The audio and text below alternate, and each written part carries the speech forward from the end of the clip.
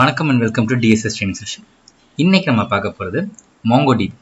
So இந்த சீரியஸில் நம்ம MongoDB என்னென்னு பார்ப்போம், MongoDB எப்படி இன்ஸ்டால் பண்ணுறதுன்னு பார்ப்போம்.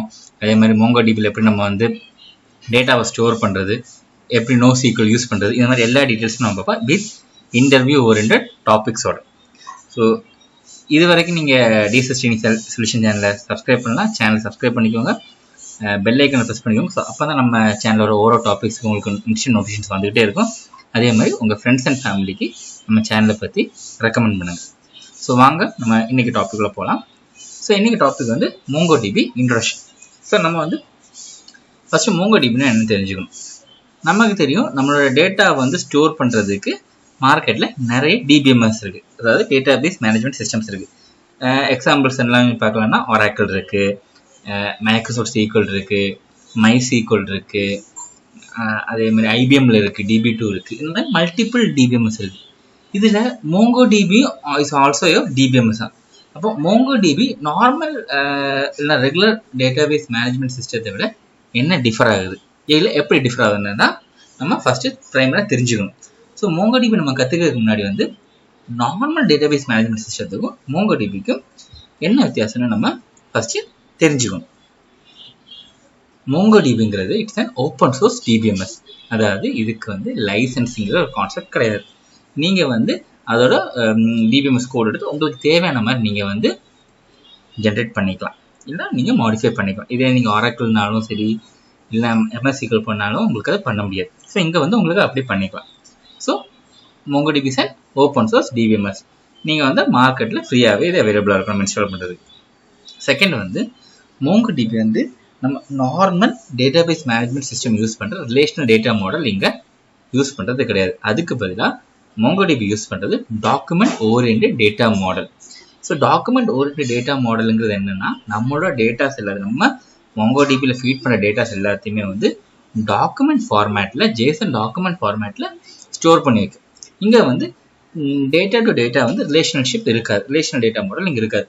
ரிலேஷனல் டேட்டா மாடல் இல்லாட்டினால என்ன பெனிஃபிட், எனக்கு ரிலேஷனல் டேட்டா மாடல் இருந்தால் தான் எனக்கு SQL தேவை கரெக்டாக ப்ரோக்ராமிங் பண்ணுறதுக்கு. டேட்டா நான் இன்சர்ட் பண்ணுறாலும் சரி, ஃபெச் பண்ணாலும். இங்கே எனக்கு ரிலேஷனல் டேட்டா மாடல் இல்லை, ஸோ எனக்கு SQL தேவையில்லை. பட் நான் இங்கே டேட்டா அக்சஸ் பண்ணுற எனக்கு ப்ரோக்ராமிங் லாங்குவேஜ் தேவை. ஸோ அதுக்கு தான் நம்ம NoSQL இல்லை NoSQLங்கிறத நம்ம யூஸ் பண்ணுறோம். தென் நம்ம இங்கே டேட்டா ரிலேஷனில் இருக்கா நம்ம சொல்லிட்டோம். அதே மாதிரி SQL இங்கே நான் யூஸ் பண்ண போகிறதுன்னு சொல்லிட்டோம். டேட்டா டாக்குமெண்ட் ஜேசன் ஃபார்மேட்டில் ஸ்டோர் ஆக போகுதுன்னு நம்ம சொல்லிட்டோம். இந்த டேட்டா ஸ்ட்ரக்சர்டாக இருக்குமா, நான் ஸ்ட்ரக்சர்டாக இருக்குமா? நம்ம நார்மல் ரிலேஷனல் டேட்டா மாடல்ஸ் இருக்க எல்லாத்துலேயுமே டேட்டா ஸ்ட்ரக்சர்டாக இருக்கும். இங்கே டேட்டா ஸ்ட்ரக்சர்டாக இருக்காது. அதே மாதிரி MongoDBக்கு இன்னொரு ஸ்பெஷாலிட்டி என்னன்னா, எனக்கு இங்கே டேட்டா ஸ்டோர் பண்ணுறதுக்கு எனக்கு ஸ்கீமா தேவையில்லை. நம்ம ரிலேஷனல் டேட்டாபேஸ் மேனேஜ்மெண்ட் சிஸ்டத்துக்கு நம்ம போய் பார்த்தாச்சுன்னா, Oracle MSSQL எதுனாலும் சரி, அங்கே எனக்கு ப்ராப்பராக ஒரு டேபிள் ஸ்கீமா தேவையான டேட்டாவை ஸ்டோர் பண்ணுறதுக்கு எனக்கு MongoDBயை பொறுத்த வரைக்கும் எனக்கு ப்ராப்பராக ஒரு ஸ்கீமா தேவையில்லை. எதனால தேவைன்னா, நார்மல் ரிலேஷனல் டேட்டா மாடலில் என்னோட டேட்டா எல்லாத்தையுமே டேபிள்ஸில் ஸ்டோர் பண்ணும். எனக்கு MongoDBயில் செமி ஸ்ட்ரக்சர் டேட்டா நான் ஸ்டோர் பண்ண போகிறேன், அது டாக்குமெண்ட் மாடலில் ஸ்டோர் பண்ண போகிறேன். அதனால் இந்த டேட்டாவை நான் கலெக்ஷன்ஸில் ஸ்டோர் பண்ண போகிறேன். ஸோ கலெக்ஷன்ஸில் ஸ்டோர் பண்ணுறதுனால எனக்கு ப்ராப்பராக ஒரு என்ன சொல்கிறது, ஒரு ஸ்கீமா எனக்கு தேவையில்லை. ஓகே, கலெக்ஷனில் ஸ்டோர் பண்ண போகிறேன்னு சொல்கிறேடா. அதே மாதிரி டேட்டா ரிலேஷன் இல்லைன்னு சொல்கிறீங்க. ஸோ எப்படி டேட்டா யூனிக்னஸ் இருக்கும், இல்லை எப்படி நான் டேட்டா நான் கொரி பண்ணுவேன். ஸோ அதை பற்றி நம்ம தெரிஞ்சுக்கன்னா, அண்டர்ஸ்கோர் ஐடிங்கிற ஒரு ஃபீல்டு இதை நம்ம டேட்டா மாடலில் நம்ம ஃபீட் பண்ணால், இல்லைனா ஆட்டோமேட்டிக்காக MongoDBயை அது ஜென்ரேட் பண்ணிக்கும். நம்ம ஃபீட் பண்ணுற ஒவ்வொரு டேட்டாவுக்குமே அது ஒரு யூனிக் நம்பர் ஜென்ரேட் பண்ணி வச்சுக்கிறோம். அதே மாதிரி நம்ம கொடுக்குற டேட்டா அது ஜேசன் கொரியில தான் உள்ள ஸ்டோர் பண்ணி வைக்கும். அதே மாதிரி அது பார்ஸ் பண்ணுறது ஜேசன் பார்சிங் தான் யூஸ் பண்ணுது. எதனால அது யூஸ் பண்ணால், இங்கே என்னோட டேட்டா எப்படி ஸ்டோர் ஆகுது, ஜேசன் டாக்குமெண்ட்ஸாக ஸ்டோர் ஆகுது. ஜேசன் டாக்குமெண்ட்ஸில் என்ன கன்வென்ஷன் யூஸ் பண்ணுறாங்க, ஜேசன் டாக்குமெண்ட்ஸில் நேம் ஆர் பெயர் அண்ட் அரே கன்வென்ஷன் தான் யூஸ் பண்ணுறாங்க. ஸோ இந்த நேம் ஆர் பெயர் ஆர் அரே கன்வென்ஷன் எங்கேயோ கேட்ட மாதிரி இருக்குல்ல, இந்த கன்வென்ஷன்ஸ் காமனாக மல்டிபிள் ப்ரோக்ராமிங் லாங்குவேஜ் யூஸ் பண்ணுறாங்க. Like C++, C#, Java, JavaScript, Perl, Python, இது மாதிரி மல்டிபிள் ப்ரோக்ராமிங் லாங்குவேஜஸில் இதே மெத்தடை யூஸ் பண்ணுறாங்க. ஸோ என்னால் இந்த MongoDBயை என்னால் அதே மல்டிபிள் ப்ரோக்ராம் லாங்குவேஜ் யூஸ் பண்ணி என்னால் இன்டெகிரேட் பண்ண முடியும். கரெக்டாக? ஸோ இப்படி தான் இந்த டேட்டாஸ் எனக்கு வந்து ஸ்டோர் ஆகுது. ஓகே, MongoDB வந்து எனக்கு வந்து மல்டிபிள் ஆப்ரேட்டிங் சிஸ்டத்தில் நான் இன்ஸ்டால் பண்ண முடியும். நான் விண்டோஸ் இன்ஸ்டால் பண்ணலாம், macOSல பண்ணலாம், Solarisல பண்ணலாம், லைனக்ஸ் பிளாட்ஃபார்ம்லையும் பண்ணலாம்.